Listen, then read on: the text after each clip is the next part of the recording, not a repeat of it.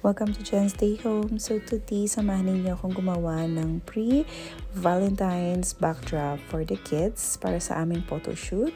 And so, let's start. So, yan ang aking tripod. Actually, maganda yung nabili kong tripod kasi na-extend yan. So, kahit gano'ng kalaki yung backdrop ninyo, pwede nyo siyang i-extend.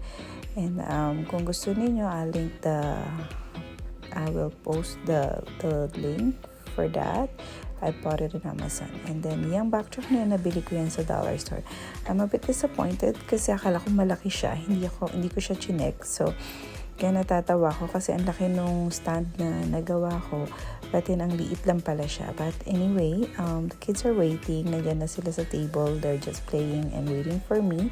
So, gagawa na lang natin ng paraan. And yan, assemble na natin. And to the rescue na si Daddy Mark kasi hindi na kaya ng ating brain. So, ganyan lang siya. And then, ayan natin na-try kong sukatin si Gideon kung gaano kataas. And para sa toddler size lang. So, ayan. Nagawa na namin ng paraan ni Daddy Mark. So, lalagyan na lang niya ng tape. O, diba? Ang dami po namin gunting. Pero, Daddy, ginamit niya pa rin yung kanyang ngipin para i-cut yung tape. But anyway, so ayan, may free dance para mas lalo siyang ma-entertain habang tinutulungan niya ako. So, ganyan lang, mabilis na lang siyang magawa. Yan, nagawa na namin siya na paraan. So, yan. So, every year, bumibili po talaga ako ng mga materials para sa aming backdrop for fall, like Valentine's, fall season, holidays. But then, sinisave ko naman siya and then dinadagdagan ko na lang siya every year para may konting bago sa aming backdrop. So, yun lang. Almost done na yan.